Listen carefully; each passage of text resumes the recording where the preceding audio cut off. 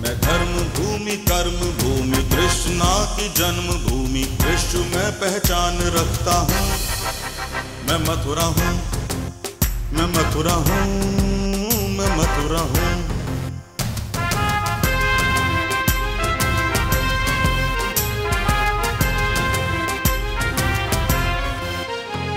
मैं प्रेम हूँ, मैं आस हूँ, मैं श्रद्धा का सैलाब हूँ, हर एक दिल में वास करता हूँ। मैं मथुरा हूँ, मैं मथुरा हूँ, मैं मथुरा हूँ।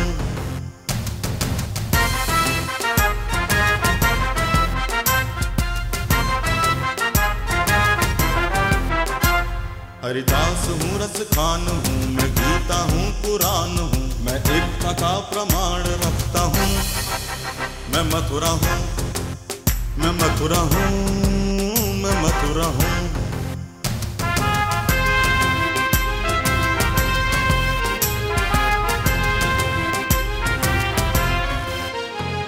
मैं न्याय हूँ, विश्वास हूँ, मैं दुखियों की आवाज हूँ, मैं कंसों का संहार करता हूँ।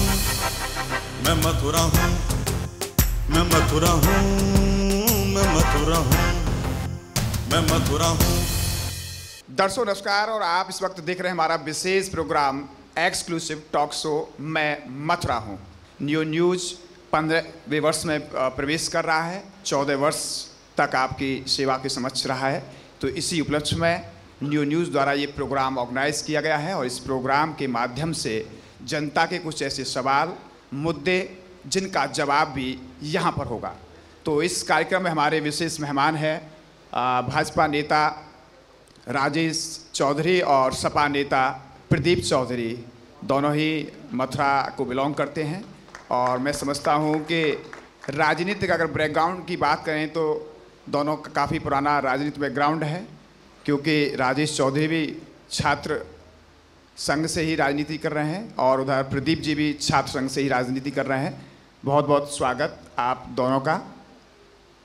क्योंकि पहला सवाल हमारा, क्योंकि सत्ताधारी नेता राजेश चौधरी जी से ही होगा, सवाल भी इनसे ही होंगे, क्योंकि जो सत्ता में होता है तो निश्चित तौर पर लोगों की अपेक्षा भी उसी से होती है। तो राजेश जी, सबसे बड़ी सवाल मेरा यही है कि कानून व्यवस्था जो कि आपका आज का मेन मुद्दा है, सरकार ने अपने मैनिफेस्टो में जो वायदे किए, सरकार ने जो जनता से वायदे किए, क्या सरकार उन वायदों पर खरी उतर रही है? अगर हम कानून व्यवस्था की बात करें तो कानून व्यवस्था के लिहाज से प्रदेश में आज हालात बहुत गंभीर हैं। आप देख रहे हैं कि मथुरा जनपद में भी पिछले समय से कुछ अगर हम अपराध का ग्राफ देखें तो बढ़ रहा है। क्या कहेंगे इसे लेकर? सबसे पहले मैं न्यू न्यूज़ को धन्यवाद दूंगा कि उन्होंने मुझे इस मंच पर बुलाकर पार्टी का पक्ष रखने का मौका दिया। निश्चित रूप से सरकार का काम है समाज में शांति रहे, सद्भावना हो, और जब शांति होगी तो विकास के रास्ते भी खुलते हैं। पिछली सरकारों का हम कार्यकाल देखेंगे तो राजनीति का और अपराधियों का एक घालमेल पिछली सरकारों ने किया। जिस तरह से अपराधियों का राजनीतिकरण किया गया, जिस तरह से पुलिस के अंदर भर्तियां की गई, जिस तरह से प्रशासनिक अधिकारियों की भर्तियां की गई, और ऐसा एक योजनाबद्ध तरीके से कार्य किया गया पिछली सरकार द्वारा। आप पुलिस की भर्ती का इतिहास उठाएंगे तो 35,000 सिपाही भर्ती हो रहे हैं, जिसमें से 25,000 सिपाही 2 या 3 जिलों के। आप पीसीएस अधिकारियों की भर्ती का इतिहास उठाएंगे तो 250 पीसीएस अधिकारी भर्ती हो रहे हैं, 150 उसमें से एक बिरादरी के भर्ती हो रहे हैं। तो ऐसी योजना पिछले हमारे शासकों की थी कि हम जीवन भर उत्तर प्रदेश पर। गोविंद जी, मैं राजेश जी को बीच में रोकना चाहूंगा। मैं राजेश जी को बीच में रोकना चाहूंगा कि राजेश जी सामने बैठे लोग पढ़े लिखे बेवकूफ नहीं है।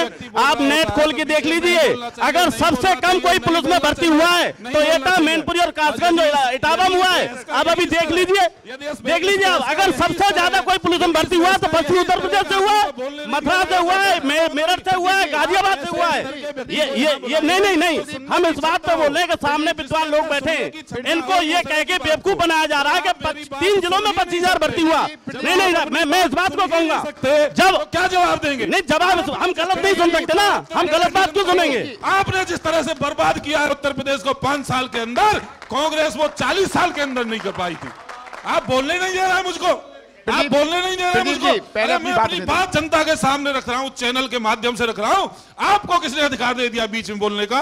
प्रदीप जी, बात करने का एक तरीका होता है। प्रदीप जी, आप एक राजनीतिक पार्टी के प्रतिनिधि के रूप में यहां बैठे हुए हैं, आपको व्यक्तिगत बात करनी है तो इसके नीचे जाके बात करिए। मुझे मेरी बात कहने का हक है, आपको अपनी बात कहने का हक है। राजेश जी, जब तक मेरी बात पूरी नहीं हो तो आपको बीच में बोलने का कोई हक नहीं है। मैं अपनी बात कहूंगा, दमदारी से कहूंगा, आपको सुनना है सुनिए, नहीं तो आपको मुझसे सहमत नहीं है तो आपका अपना रास्ता है। नहीं, आपसे ही हमारा सवाल है। सबसे बड़ा मुद्दा यह है कि पिछले रिकॉर्ड को हम क्राइम की बात करें तो योगी सरकार क्राइम कंट्रोल करने में नाकाम साबित हो रही है। पिछले ग्राफ को आप उठाइए, आए दिन डकैती, लूट, हत्या, मथुरा का आप उठाइए, मथुरा में 2 सर्राफ की हत्या की जाती है, एक पेट्रोल पंप के मैनेजर से 25 लाख की लूट होती है। क्या कहेंगे, किस तरह की व्यवस्था है आपकी कानून व्यवस्था?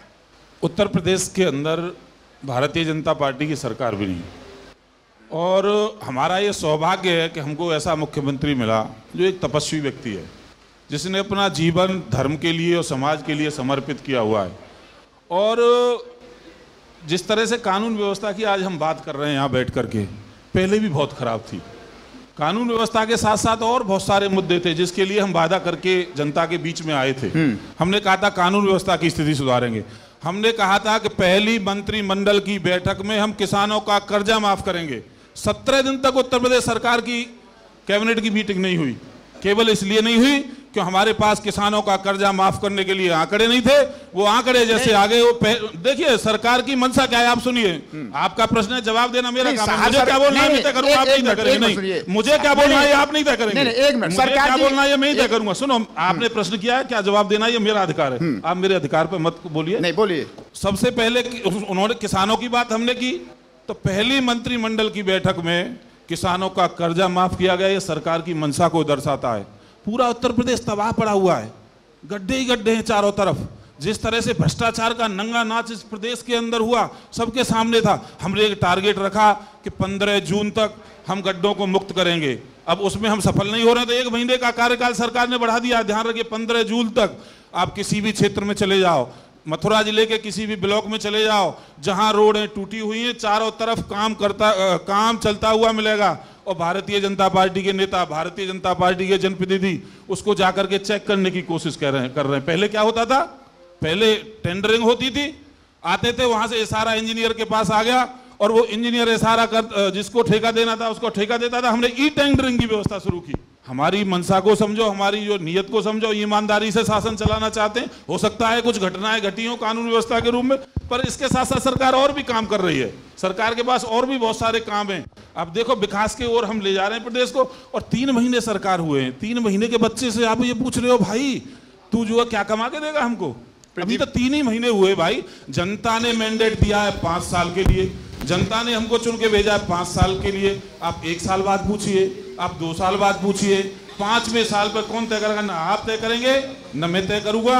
इस प्रदेश की जनता ये तय करेगी कि सरकार ने अच्छा काम किया था या बुरा किया था, ये तय करेगी जनता। सबसे बड़ा सवाल ये है कि योगी जी आए दिन अपनी फरमान जारी करते हैं तमाम चीज़ों को लेके।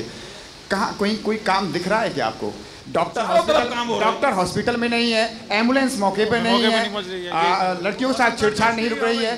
कहाँ दिख रहा है कोई काम? मर्डर हो रहे हैं, लूट हो रही है। मर्डर की घटना हुई उत्तर प्रदेश, जो व्यवस्था आपको दी गई है क्या उस पर आप खरे उतर रहे हैं? डॉक्टर्स की व्यवस्था आप देखिए, आप कितने स्टिंग ऑपरेशन हो रहे हैं, मौके पर डॉक्टर नहीं है, मरीज भटक रहा है, दवा नहीं है। क्या कहेंगे, कितना टाइम चाहिएगा आपको? मथुरा का दुर्भाग्य है कि यहाँ पे एक ऐसी घटना घटी, 2 हमारे नौजवान साथी मारे गए। उनको हॉस्पिटल ले जाने की कोशिश हुई, हॉस्पिटल ले गए, वहाँ उनको प्रॉपर इलाज नहीं मिला। आप इस बात का दुर्भाग्य बताइए। बात सुनिए ना, मथुरा का ये दुर्भाग्य हो गया। या तो फिर आप जवाब दीजिए, नहीं या तो फिर आप जवाब दीजिए। सीएमएस ने जो गलती की थी उसको सजा किसने दी? हमारी सरकार ने। उसको अटैच कर दिया लखनऊ ले जाकर के। और डॉक्टरों की यदि जहां तक बात करें, पिछली सरकारों ने भर्ती नहीं किया। आज ही अखबार में आपने समाचार पत्रों में पढ़ा होगा कि हम लोग जो पुराने रिटायर्ड डॉक्टर है उनको रखेंगे। अरे जब आप व्यवस्था ही ऐसी देके गए हो, जहां हमें 500 डॉक्टर की जरूरत है, वहां 100 डॉक्टर हैं, तो इलाज कहां से दे पाएंगे? आप सोचो ना भैया, कहां से दे पाएंगे? आज ही हमने कहा है, आज ही अखबार में अमर उजाला में सुबह में पढ़ रहा था कि हम जो पुराने जो डॉक्टर उनकी भर्ती करेंगे, हम अच्छा देने की कोशिश कर रहे हैं ना। राजेश भाई नमस्कार, एक सवाल है आपसे। पहले तो मैं इस बात को कहूँगा कि बिना मतलब में सिर्फ अपराध की तरफ आपसे बात नहीं करूँगा, नहीं तो उससे इतना आप दब जाएंगे कि फिर कहेंगे कि क्या आप मेरे को कुछ बोलने नहीं दे रहे। इस समय तो वास्तव में आपराधिक फहरिस्त इतनी ज़्यादा है कि आप बोल पाने की स्थिति में रहेंगे नहीं। और एक बात आपने और कही कि अभी 3 महीने ही तो हुए हैं, जब पूरा कार्यकाल कर लेंगे तब जनता जवाब देगी। तो एक गाना याद है, ए मेरे वतन के लोगों जरा आँख में भर लो पानी, जो शहीद हुए हैं उनकी जरा याद करो कुर्बानी। तो पता नहीं कितने लोगों को आप आपराधिक घटनाओं के तले पाने के बाद जाकर के अपने परिणामों का स्वर्णिम इतिहास दिखाएंगे। मैं उस तरफ जाता हूँ। अभी चिकित्सकों की बात इन्होंने की, गोविंद ने, मैंने आपको 2 अवसर दे दिए, मैं उस तरफ नहीं जा रहा। चिकित्सकों की बात की गोविंद ने, आपने कहा विरासत में, मैं इस तरफ भी नहीं जाता। एक बात कही जाती है, यहाँ पर बहुत सारे लोग बैठे हैं, आपके दल के लोग भी और बहुत सामान्य लोग भी हैं, कि मोदी जी भी पैकेजिंग में बहुत यकीन करते हैं, और अब तो लगता है कि गेरुआ वस्त्रधारी हमारा ये मुख्यमंत्री योगी जी भी ये भी पैकेजिंग में यकीन करते हैं। और शायद इसी वजह से जिस समय पर सचिवालय में चीज़ों का बंदोबस्त बंध रहा था तो उसमें समय लिया गया, क्योंकि पीएमओ से सारी गाइडलाइन आ रही थी। मैं एक उदाहरण देता हूं। पिछले दिनों एसटीपी का निरीक्षण करने ऊर्जा मंत्री श्रीकांत शर्मा पहुंचे। बहुत सारा मीडिया उनके संग था, स्वाभाविक रूप से, चूंकि वो मीडिया से पहले से जुड़े हुए भी हैं और ऊर्जा मंत्री को देख के हम लोगों को आकर्षण भी था। उन्होंने जाति कहा, डीएम साहब ये सही हो जाना चाहिए। अब मैं आपको बस जल्दी से बता देता हूं, राजेश भाई मुद्दे पे अब आ जाते हैं। उस एसटीपी की क्षमता फॉर एग्जाम्पल अनुमान के साथ समझ लीजिए कि 10 MLD का शोधन करने की है, और उस एसटीपी पे 50 MLD पानी पहुंचता है। ऊर्जा मंत्री पे जाके कहते हैं इसको जल्दी से ठीक करवाइए डीएम साहब। डीएम साहब कहते हैं यस सर। क्या है भैया ये, किस तरह से करेंगे? प्लानिंग कहां है? सिर्फ हवाई बातों का। पुराने सरकारों का रोना कब तक रोएंगे राजेश भाई, कृपया इसका जवाब दीजिए। और आप कब तक अपना काम शुरू करेंगे? नवजात शिशु से उभरने की कोशिश कब करेंगे? हमारे मित्र अनूप शर्मा जी इन्होंने बहुत अच्छा सवाल उठाया। वास्तव में मान लो वहाँ 50 MLD पानी आ रहा है और क्षमता 10 की आप ही कह रहे हैं, तो किसकी कमी है? पिछली सरकारों की रही ना। मैं दोष नहीं दे रहा पिछली सरकार को, ये तो आपने अपने प्रश्न का आधा जवाब तो उसी में दे दिया। आप मेरे जवाब की जिम्मेदारी आप पर नहीं है, आप अपना जवाब दीजिए, सिर्फ अपना जवाब दीजिए। केंद्र के अंदर हमारी सरकार बनी। केंद्र की सरकार के एक मंत्रालय, पेट्रोलियम मंत्रालय ने माननीय धर्मेंद्र प्रधान जी। राजेश भाई जल्दी से संशोधन नहीं, आप फिजूल नहीं कुतर्क नहीं कर सकते। अरे मैं आपके बड़बोलेपन पे मैं आपके बड़बोलेपन की वजह से खड़ा हुआ हूँ। मैं बताता हूँ राजेश जी, आप स्वीकार करेंगे? आप अरे सर आप स्वीकार करेंगे? राजेश भाई चर्चा को स्वस्थ तरीके से आगे बढ़ाइए। अब आपको बताता हूँ, आप गलत बोल गए हैं। आपने कहा मैंने जवाब दे दिया। अरे सर सुनिए तो सही पहले राजेश भाई, नगर पालिका के पास संचालन की जिम्मेदारी है। मुझे आप जवाब। अरे नगर पालिका के पास संचालन की जिम्मेदारी है, 5 साल की नगर पालिका आपकी। सुन लीजिए, आपको अभी फिर से फंसना पड़ेगा। मैंने अपना जवाब दे दिया, मैंने नहीं दिया, आप फिर से सुनिए। एसटीपी के संचालन की जिम्मेदारी माननीय राजेश चौधरी जी नगर पालिका की है। आप अभी फिर पुरानी सरकारों पे गए, विपक्ष को कोसने का बाद में बात करेंगे। फिर सुनिए, अरे सुनिए राजेश भाई, 9,000 करोड़ रुपए का बजट गंगा परियोजना का, जिसकी प्रभारी आपकी उमा भारती जी हैं, कि गंगा को स्वस्थ कराकर ही दम लूंगी, कभी कभी तो उपवास पे भी बैठ जाती है। वहां से नहीं ला पाए, सेंट्रल से भी कुछ नहीं ला पाए, 14वें वित्त आयोग से नहीं ला पाए। संचालन 5 साल से नगर पालिका आपकी थी, एसटीपी अभी तक क्षमता विस्तार हुआ। सही बात कही है। नगर पालिका भाजपा की और भाजपा के अंदर में एसटी भी आता है। नगर पालिका के पास अपनी। राजीव जी मुद्दा ये है, राजीव जी आपका आक्रोश स्वाभाविक। मुद्दा ये है कि काम कब से शुरू होगा, मुद्दा ये है काम कब से शुरू होगा, गवर्नमेंट कब से एक्शन में आएगी, ये मुद्दा है। धर्मेंद्र प्रधान जी ने क्या कहा कि योगी जी ने क्या, मुद्दा ये नहीं है। मुद्दा ये है काम कब से शुरू होगा। बात ये बताइए। जब कोई स्टूडेंट पेपर देने जाता है तो उसको 1 लाइन का क्वेश्चन मिलता है, 1 लाइन का क्वेश्चन मिलता है, वो जवाब लिखता है 3 पेज में, 4 पेज में। अब जब क्वेश्चन ही 4 पेज का मिलेगा तो 1 लाइन में जवाब तो नहीं हो सकता। नहीं बताइए। अनूप जी की बात को सुन करके मैं बोलने की कोशिश कर रहा हूँ, बोलने दें तब ना। आपने एसटीपी की बात उठाई, सरकार का काम है बनाना, निश्चित रूप से पहली सरकारियों का फेलियर है ये निश्चित रूप से। पर मैं जो कहना चाह रहा था सुनी नहीं ना, पिछले साल एक साल पहले अब यही बोलते रहेंगे, कुछ प्रश्न भी तो पूछो। एमओयू साइन हुआ जिसमें माननीय नितिन गडकरी जी परिवहन और भूतल परिवहन मंत्री, बताओ उमा भारती जी जो गंगा और यमुना का काम देख रही है, धर्मेंद्र प्रधान जी पेट्रोलियम मिनिस्टर, तीनों मंत्रियों के सामने एक एमओयू साइन किया मथुरा रिफाइनरी ने, सब जानते हैं इस बात को। और वो किया कि वो एसटीपी बड़ा वाला लगाएंगे वहां यमुना के उस तरफ और पानी को शुद्ध करके ले जाएंगे रिफाइनरी। उस पर काम चल रहा है, उसका डीपीआर बन गया, उसकी टेंडरिंग हो गई, उसकी वर्किंग एजेंसी तय हो गई, वो सब काम शुरू करने वाली है। तो ये कोई छोटा काम है? कई हजार करोड़ का प्रोजेक्ट है। अरे कानून व्यवस्था है गोविंद जी, आप हमसे सुनिए ना इस बात को। वास्तव में समस्या है, आपकी बात सहमत है, नहीं काम चल रहा, ठीक है, क्षमता से ज्यादा पानी मिल रहा है, बात सही है। एक मिनट, आपकी बात सुन ली, सपा से प्रदीप जी भी हैं, आप कितने सहमत हैं इनकी बात से? पहले तो मैं आज न्यू न्यूज परिवार को 15 वर्ष पूर्ण होने पर अपनी तरफ से एवं अपनी समाजवादी पार्टी की तरफ से बहुत बहुत शुभकामनाएं देता हूं और धन्यवाद देता हूं कि आपके चैनल के माध्यम से हमें अब अपने जनपद नहीं अंतर जनपद से भी हमें खबर और समाचार सुनने को मिलता है। इसके लिए आप बहुत बहुत आभार के भागी हो।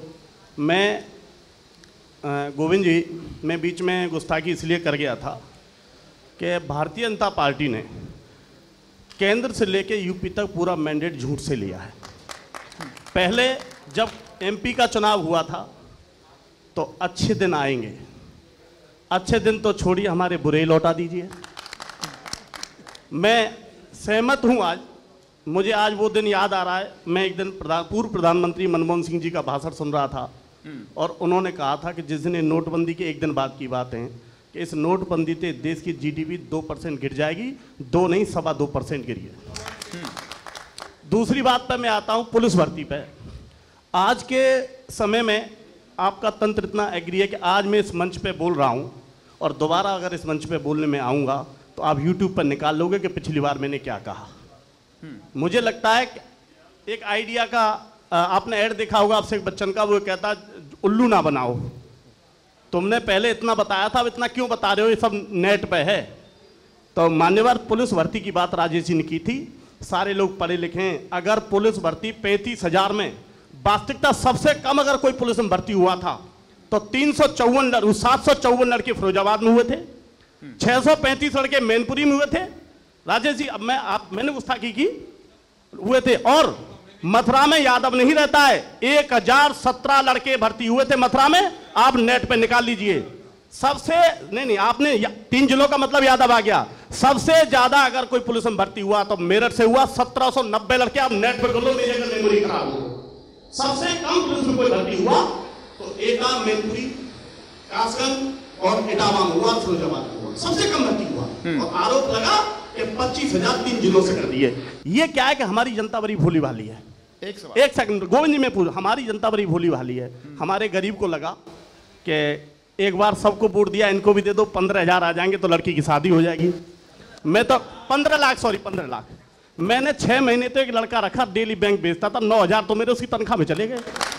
रोजाना पासबुक लेके भेजता था, आखिरकार में बैठ गया। तो मेरा ये कहना है, रही बात क्राइम की, तो बड़े भाई राजेश जी कह रहे हैं कि 3 महीने हमको हुए हैं। हम आज तक हम बहुत आंदोलनकारी, समाजवादी पार्टी बहुत ज्यादा आंदोलनकारी पार्टी है। 6 महीने हम आपको दिए, हम 6 महीने से पहले आपको टोकेंगे नहीं। हमारे राष्ट्रीय अध्यक्ष जी ने भी कहा है कि 6 महीने पूरे इनको दीजिए, लेकिन अगर हमारे भाई, हमारे यार दोस्त अगर मरते रहेंगे तो चुप रहना भी हमारा अधिकार नहीं है। आप होली गेट पर घटना हुई, चूंकि वो मेन बाजार में घटना हुई, उसकी तो सबको चिंता थी। अमर कॉलोनी में दोनों पति पत्नी मारे गए, कितने लोग गए, क्या सहायता की आप लोगों ने उनकी? आज वो बच्चे एक रोटी खाने के लिए वो बच्चे तबाह हैं। हमारे कुमार साहब, काफी लोग अभी बीच में हम भी गए थे, उनके राशन पहुंचा के आए हैं और आज तक कोई घटना नहीं खुली है। गोविंद जी, कल आपने क्या कर दिया उनके लिए? वो व्यापारी हैं, वो इसलिए बेचारे चुप हैं कि उन्हें कल व्यापार करना है। 4 करोड़ की लूट हुई और आपकी पुलिस ने व्यापारी से उगा करके पैसा और फर्जी लूट खोल दी।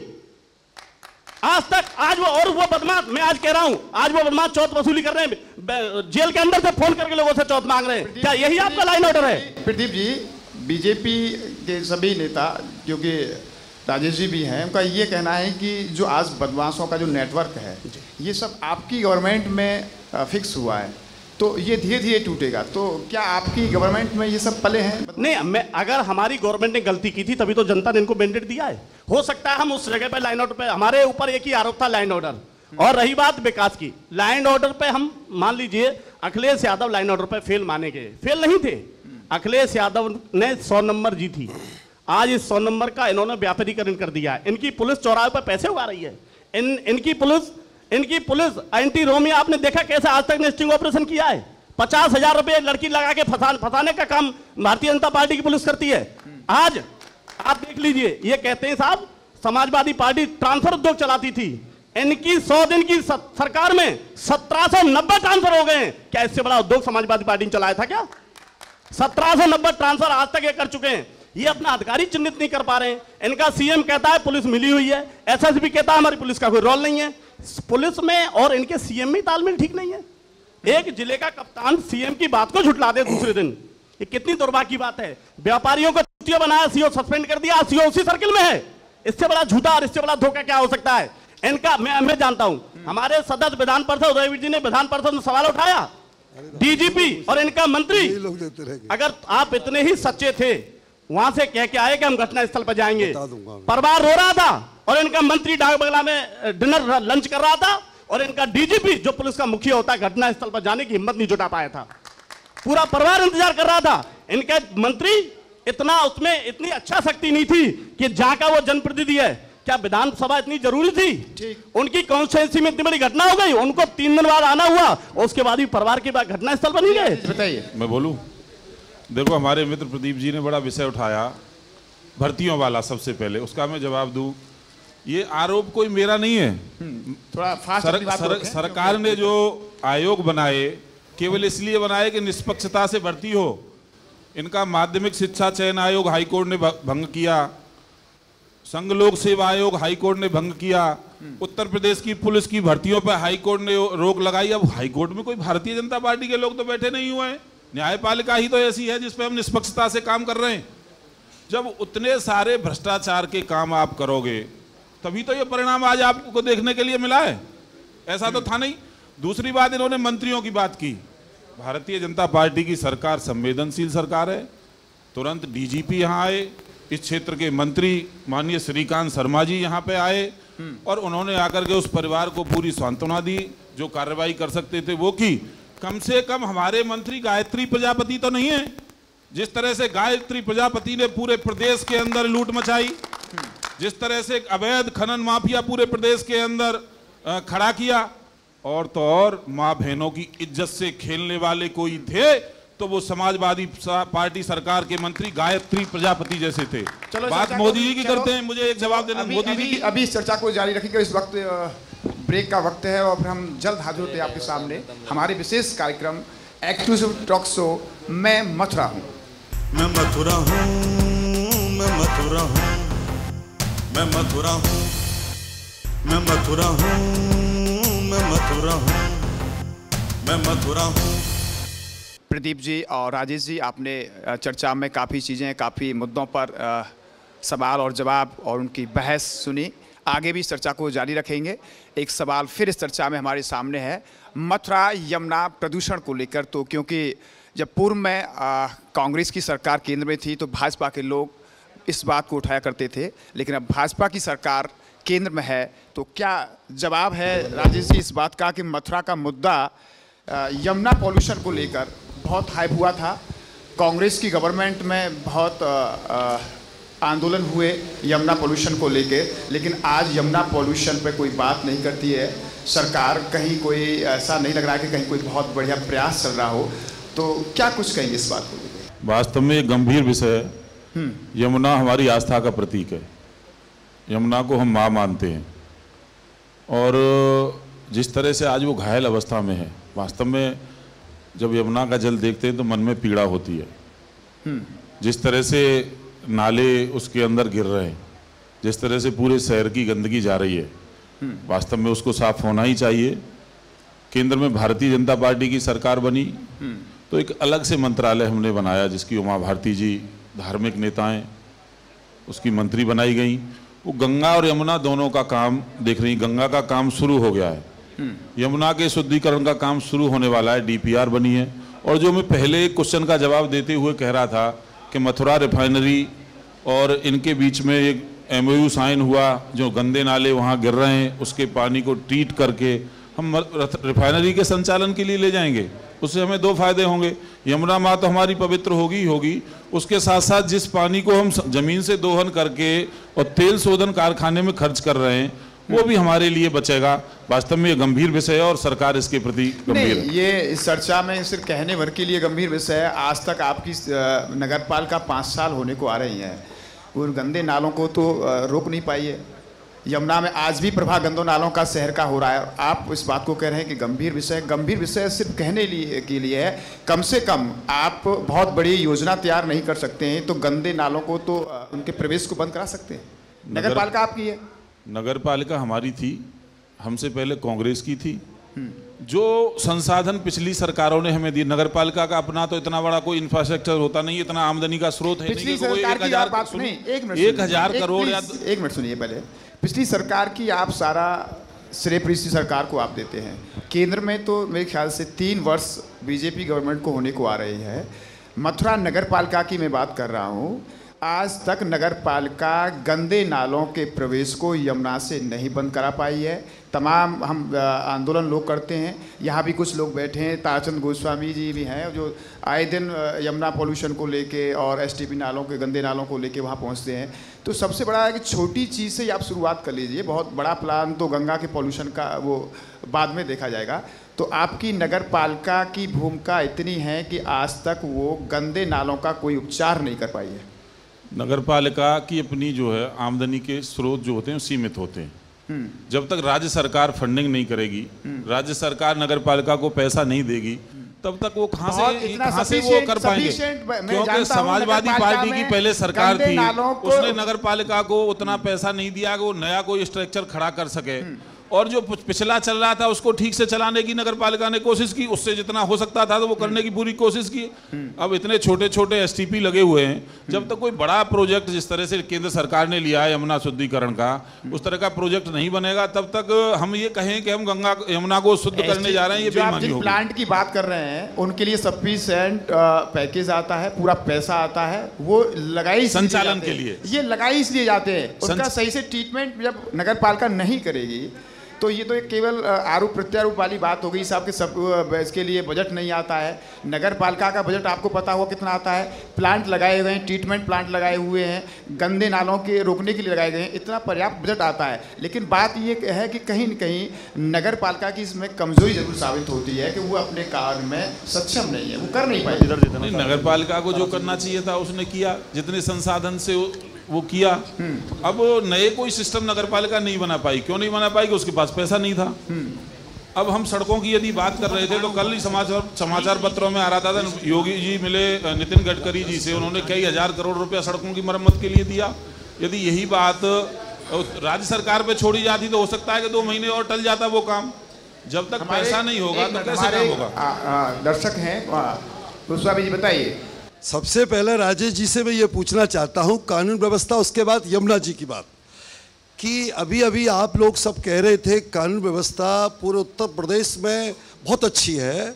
मैं ये कहना चाहता हूँ कि जो होली गेट पे कांड हुआ वास्तव में बहुत हृदय विदारक था, लेकिन उसके साथ साथ अमर कॉलोनी में जो बनमारी ड्राइवर थे, उनकी पत्नी रविवाला, उनको कील ठोक करके मार दिया गया। यहाँ आपके 5 विधायक हैं, 2 मंत्री हैं, वहाँ पर आज तक उनमें से कोई भी संवेदना देने के लिए कोई वहाँ पर नहीं पहुँचा। हम लोग वहाँ पर गए और देखिए कितनी बड़ी बात है कि वो लोग, एक और घटना हुई कि DM साहब पहुँचे, SSP पहुँचे। परसों हम लोग, उमर साहब और हम वहाँ पर मिले तो DM साहब क्या कह रहे हैं कि हमने बहुत कुछ कर दिया है उन बच्चों के लिए। मैंने तुरंत फोन मिलाया उनके सामने, आपने 1 पैसा नहीं दिया है, एक आप जिलाधिकारी हैं, आपको इस तरह की बात शोभा देना या बात कहना अच्छा नहीं होता है। मैंने बच्चों से पूछा, बेटा राखी, आपको DM साहब एसएसपी आपके यहाँ पहुंचे तो क्या दिया? बोले अंकल एक भी पैसा नहीं दिया। कहना ये है, जो ये है मेरा कहने का। एसएसपी पहुंचे और आज तक उन बच्चों को प्रॉपर आर्थिक मदद नहीं मिली। आपके दो मिनिस्टर जनपद में है, आज तक वहाँ कोई नहीं पहुँचा। हेमा मालिनी जी स्वयं वहाँ गई थी, लेकिन कोई आर्थिक मदद का उन्हें कोई भरोसा और मेरे ख्याल से आज तक उन्हें कोई मदद नहीं मिली है। देखो, बहुत बुरी घटना थी वो। किन्हीं बच्चों के सर से माँ बाप का साया चला जाना, ये बहुत दुखद घटना होती है। उससे बुरा उनके जीवन में कुछ नहीं हो सकता था।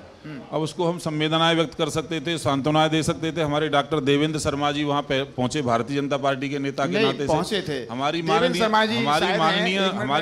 सांसद हेमा मालिनी जी वहाँ पहुंची। अब उसके लिए सरकार, देवेंद्र शर्मा जी के सामने ही हेमा मालिनी जी ने ये भरोसा दिलाया कि था कि हम इनकी आर्थिक मदद करेंगे। तो मैं देवेंद्र जी से पूछना चाहूँगा कि आज तक कितनी आर्थिक मदद हो पाई है? आप स्वयं गए थे जो हेमा मालिनी जी के साथ में घटना हुई थी, उसके तीसरे दिन मैं पहुंचा था, क्योंकि मैं फोटोग्राफर साथ नहीं ले जाता हूं, कोई मीडिया मेरे साथ नहीं थी। उसके बाद मैंने वो बेटी आई थी, मैंने मंत्री जी से भी मिलवाया था, अपने श्रीकांत शर्मा जी से। जब मैं आपसे मिला था तब मैं सांसद जी को लेकर गया था। व्यक्तिगत रूप से डॉक्टर देवेंद्र शर्मा जी वहाँ गए, सांसद जी वहाँ गई, और मैं व्यक्तिगत रूप से इसकी बात करूंगा प्रशासनिक अधिकारियों से। और मैं एक चीज और कहना चाहता हूँ इस कार्यक्रम के बारे में, जो स्टार्टिंग में मुझे कहना चाहिए था कि इस कार्यक्रम को नाम दिया है आपने मैं मथुरा हूँ। तो वास्तव में एक दिल को छूने वाला ये शब्द है, मैं मथुरा हूँ। तो मथुरा की समस्याएं तो वास्तव में उजागर होनी चाहिए, क्या सही है, क्या गलत है, क्या जनता की समस्याएं, क्या हम करते रहें। तो एक साल पहले की मुझे घटना याद आ रही है। हम और कुंवर साहब और अपने गोस्वामी जी जब साथ ही संघर्ष कर रहे थे उस विषय को लेकर के, जिस तरह से मथुरा के सीने में राम वृक्ष रूप का एक भाला समाजवादी पार्टी की सरकार ने मारा था, जहां हमारे दो वीर पुलिस के कर्मचारी और अधिकारी शहीद हुए थे। जरा हम उसको याद करें, क्या वो दिन थे। पूरी मथुरा की जनता सड़कों पे थी, चारों तरफ हाहाकार मचा हुआ था, चारों तरफ से राम वृक्ष को मथुरा से भगाओ नारे लगे हुए थे। आज उन दिनों को ध्यान करो, वो दिन अच्छे दिन थे। मैं बड़े भाई आज अच्छे दिन आप ये कल्पना करो, सारी पार्टियां एक राय होकर के संघर्ष कर रही थी सरकार के खिलाफ, और एक व्यक्ति जिसको सरकार में बैठे हुए सरकार के नेताओं का संरक्षण था, वो किसी को सुन ही नहीं रहा था। मैं यहाँ पे ये स्थिति हो गई थी मथुरा की। एक मिनट, यहाँ पे मथुरा उधर से मुझे बोला जा रहा है, रोम जल रहा था और नीरो बंसी बजा रहा था ये सरकार का। वो दिन हमने मैं राजेश जी की, बड़े भाई राजेश जी हैं, मैं उसी बात का जवाब देना चाह रहा हूँ आपको। जो पाप किए हैं, आपकी सरकार ने जो पाप किए हैं, उनकी पूरी सजा अभी जनता ने नहीं दी है। अभी तो 47 पे आए हो, अगला चुनाव आने दो 5 साल। अभी हम 17 पर नहीं आए, अभी हम 17 पर नहीं आए, और इस देश के प्रधानमंत्री दोबारा नरेंद्र मोदी ही बनेंगे। आप सपने देखना छोड़ दो, आरोप लगाना छोड़ दो, 5 साल आने दो। 2019 आ रहा है, किसी भी विद्यार्थी को देखते हैं 1 साल तक वो अपना तैयारी करता है और एग्जाम देने जाता है, और एग्जाम नंबर दे करके उसे पास करता है। यहाँ पे नंबर देने वाली जनता है, वो जनता को जब मौका आएगा तब भारतीय जनता पार्टी को दोबारा विजयी बना करके भेजेगी। हो सकता है कुछ छोटी मोटी समस्याएं होंगी, उनको हम दूर करने की पूरी कोशिश करेंगे। कानून व्यवस्था निश्चित रूप से सोचनी है, उसको दूर करने की हम कोशिश करेंगे। हम अपनी जिम्मेदारी से नहीं भाग रहे, पर जिन लोगों ने 5 साल तक पाप किए, इस जनता खून को चूसने का काम किया है, उस दिन को हम नहीं भूल सकते। अब भाई मौका दें। मैंने इतने समय से मैं बड़ी गंभीरता से भाई राजेश जी की बातें सुन रहा हूँ। मैं जवाहर बाग से लेके और सारे मुद्दों पे इनका एक एक करके जवाब दूंगा। जवाहर बाग कांड हुआ, ये बड़ा दुर्भाग्यपूर्ण था, और मैं भी मथुरा में ही हूँ, समय ध्यान है मेरा, पूरा दुर्भाग्यपूर्ण है। इनका ये कहना था समाजवादी पार्टी के नेताओं को इन पर संरक्षण प्राप्त है। मान लीजिए है, आप ये मानिए ना, भारतीय जनता पार्टी सेंटर में है और यूपी दोनों जगह है। सीबीआई भारतीय जनता पार्टी की सीबीआई है, सीबीआई जांच कर रही है। अगर वास्तव में संरक्षण प्राप्त हो तो हमारे नेताओं को आप जेल भेज दीजिए। भाई आप अगर ये कहो कि हम लोग अधिकारियों को दबा रहे हैं, ना तो हमारी प्रदेश में सरकार है ना हमारी केंद्र में सरकार है, और सीबीआई एक भारतीय जनता पार्टी का तोता है, जो कोई मीडिया वाला अगर खबर चला दे तो उसका छापा डाल देती है। तो भारतीय जनता पार्टी अपने तोते से कहे कि समाजवादी पार्टी के नेताओं को भी जेल भेज दे। अब अगर ऐसा भारतीय जनता पार्टी के लोग अगर जवाहर बाग के बारे में अब भी ये कहते हैं हमारा संरक्षण प्राप्त है, तो हो सकता है कि केंद्र में आज भी शायद हमारी चल रही है, इनकी सीबीआई नहीं मान रही है। दूसरी बात जवाहर बाग पे मैंने कहा है, सीबीआई से बड़ी कोई एजेंसी नहीं है देश में, और मुझे लगता है जांच पूर्णता की ओर चली गई है। 2-4-10 दिन में जांच समाप्त होने वाली है। हमारे किसी भी नेता का अगर कहीं फोन नंबर या कोई संरक्षण प्राप्त हो तो सीबीआई उसको जेल भेज देगी। अब तो हम रोक नहीं पाएंगे। बीजेपी का बार-बार आरोप है ये जवाहरबाग ये सपा की देन है। क्या कहेंगे कि आपके हरियाणा में किसकी देन थी? हमारी सरकार तो नहीं थी। इतना बड़ा कांड हो गया, रणबो बाबा था, क्या नाम है, मैं नाम भूल रहा हूँ उसका, इतना बड़ा कांड था, क्या वो हमारी सरकार नहीं थी? हरियाणा में दिन दहाड़े महिलाओं की इज्जत लूटी गई, क्या वहां भी अखिलेश यादव की सरकार थी? अखिलेश यादव, आपने एक फिल्म देखी होगी, फटा पोस्टर निकला हीरो। अखिलेश यादव हीरो है, बैग छपे यूपी में और 3 महीने में घोटाला करके बांट दिया गुजरात में। अखिलेश यादव को जनता चाहती है। हमारे इन्होंने कब तक उसको ढकोगे, कब तक टुपकाओगे? अखिलेश यादव के बैगों पे इन्होंने फोटो चिपका दिया और आज वो बैग, क्योंकि गुजरात में नहीं की सरकार है, घोटाला करके वो बैग आज गुजरात में बांटे जा रहे हैं। आप दोनों से क्वेश्चन है, एक पार्टी वो है जो जवाहरबाग कांड को करा के गई, एक पार्टी वो है जो मथुरा के अंदर में इतना बड़ा हत्याकांड करा के गई। आप दोनों पार्टियां बैठी हैं, आप ये बताइए, आप दोनों कांडों की बात कर रहे हैं, आप दोनों पार्टियां ये बताइए कि मथुरा सुरक्षित होगा कब? तब तो मथुरा अपना है। हमारे मित्र हमारे एक पार्टी को उन्होंने जवाहरबाग बताया, एक पार्टी को सर्राफों का बड़ा कांड बताया, तो ये एक दूसरे की जो बात कहीं न कहीं जो सामंजस्य दिख रहा है कि कहीं न कहीं क्राइम कंट्रोल की जो बात आती है, कहीं न कहीं अपराध और कानून व्यवस्था की जब बात आती है तो कहीं आप कहीं दिख ही नहीं खड़े। प्रदीप जी ने थैले की बात उठाई, आज ही समाचार पत्रों में पढ़ा होगा। मैं ई टेंडरिंग की बात कर रहा था यहाँ बैठ करके। पहले समाजवादी पार्टी की सरकार में तो कह देते थे भाई तू थैला छाप ले, उन्होंने थैला छापने का काम किया अखिलेश यादव की फोटो लगा करके। जब नई सरकार आ गई तो वो सप्लाई जानी नहीं थी, तो बांटने वाले भी खुद थे, देने वाले भी खुद थे, सरकारी खजाने को लूटने वाले भी खुद थे। अब बेचारे जाकर के गुजरात में बेच। नहीं राजेश जी इसका मतलब उसी हमारे बैग आपकी सरकार भी खरीद रही है, टेंडर तो अभी हुआ नहीं है। बोलने दो, टेंडर तो अभी नहीं हुआ है और आप गुजरात में हमारे थैले बांट रहे हो अखिलेश यादव जी के। उसे बोलने तो गुजरात में जाकर के वो थैला बेचने का काम कर रहे हैं। एक बात के नहीं गए, वो ब्लॉक के द्वारा थैले बांटे गए, सरकार के द्वारा थैले बांटे गए। दूसरा भैया बोलने दो ना, दूसरा जो है इन्होंने सीबीआई की बात की। वास्तव में सीबीआई जांच हो रही है और सीबीआई जांच में जो दोषी होगा उसको सजा भी मिलेगी, निश्चित रूप से, इसमें कोई शक नहीं है। सीबीआई के हाथ जब यादव सिंह जैसे भ्रष्ट अधिकारी पे, जो बहुजन समाज पार्टी के सरकार के कार्यकाल में भी बड़ा एकदम फला फूला, उसके बाद समाजवादी पार्टी के सरकार में फला फूला, उसमें आपके राम गोपाल यादव उनके पुत्र के जब गर्दन पकड़ रही है सीबीआई, तो पेट में दर्द आपको होता है। क्यों जेल नहीं भेज देते आप? क्यों जेल नहीं भेज देते आप? किसने बचाया है?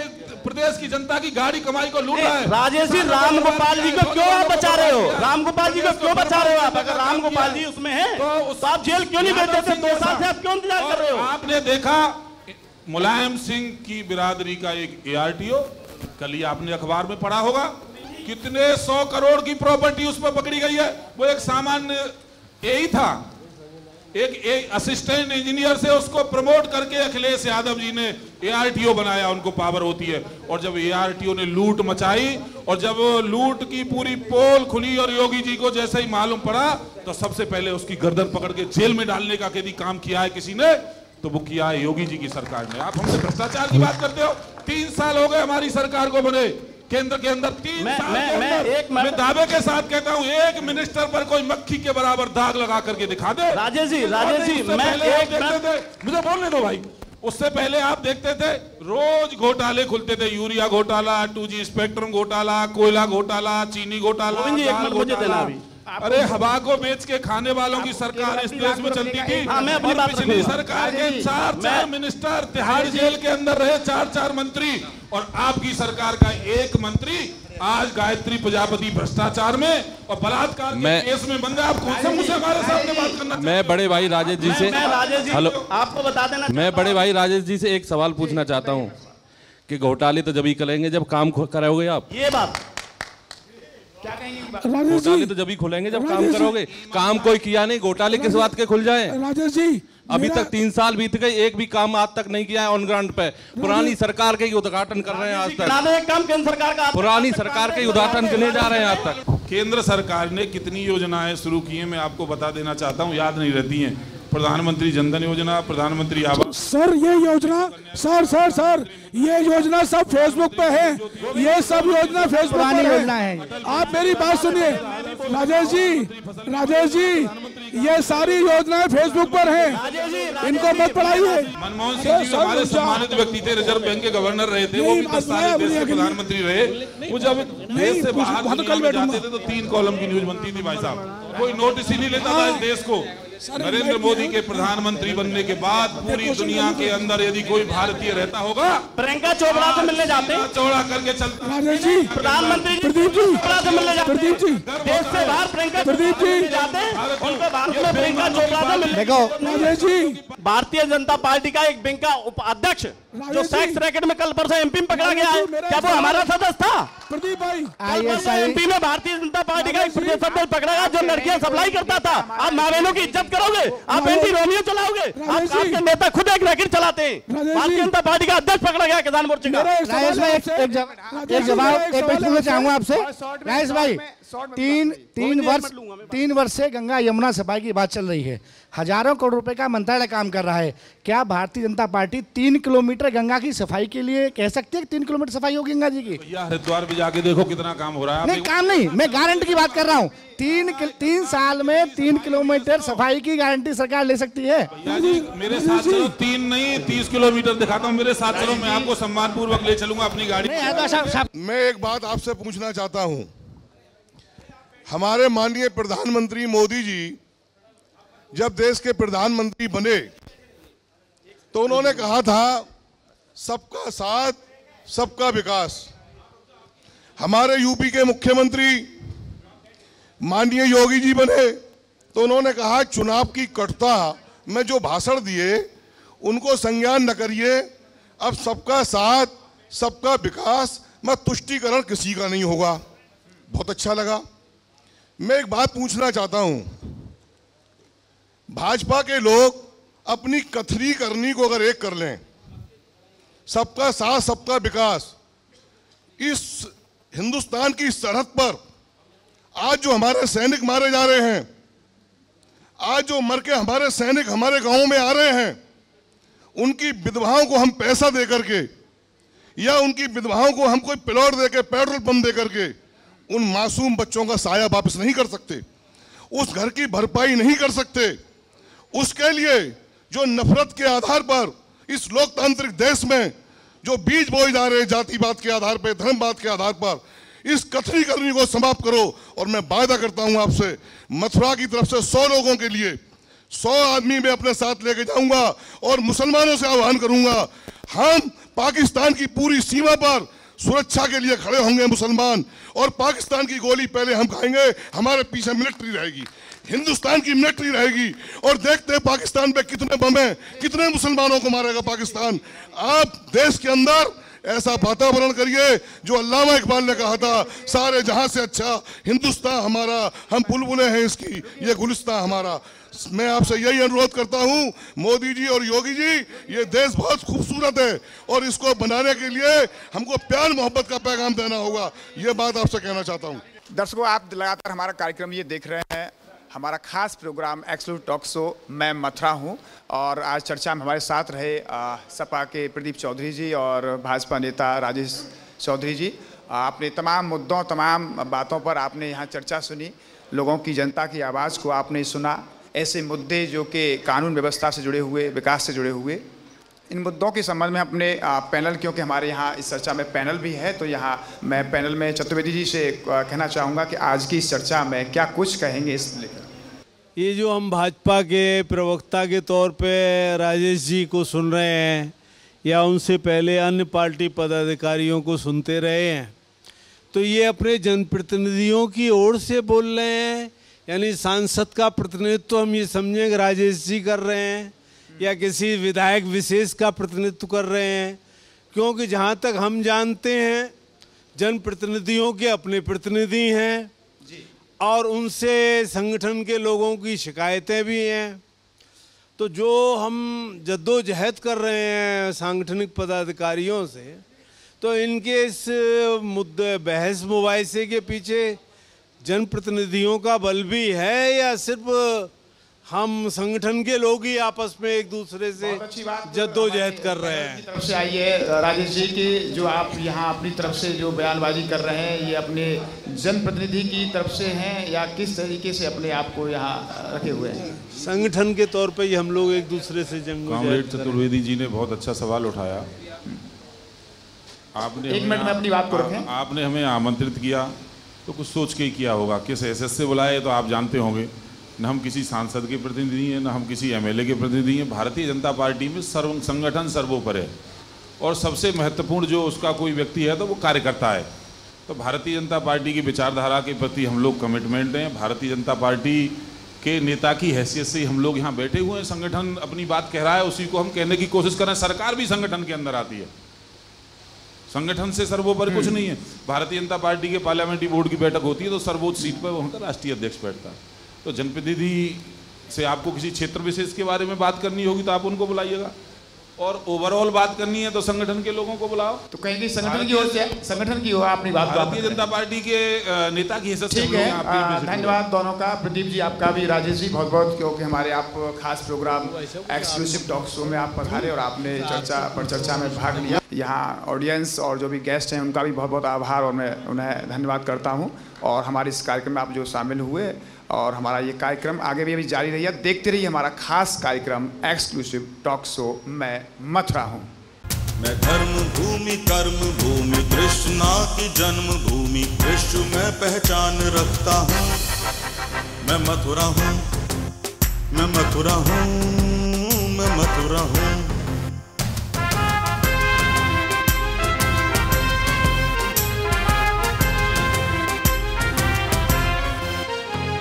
मैं प्रेम हूँ, मैं आस हूँ, मैं श्रद्धा का सैलाब हूँ, हर एक दिल में वास करता हूँ।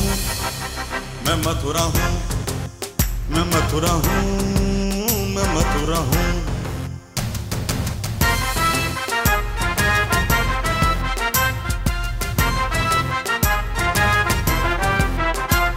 हरिदास हूँ, रस खान हूँ, मैं गीता हूँ, पुराण हूँ, मैं एकता का प्रमाण रखता हूँ।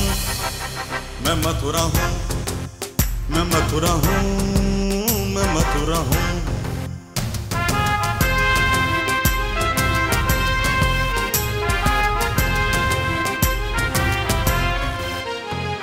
मैं न्याय हूँ, विश्वास हूँ, मैं दुखियों की आवाज हूँ, मैं कंसों का संहार करता हूँ। मैं मथुरा हूँ, मैं मथुरा हूँ, मैं मथुरा हूँ, मैं मथुरा हूँ।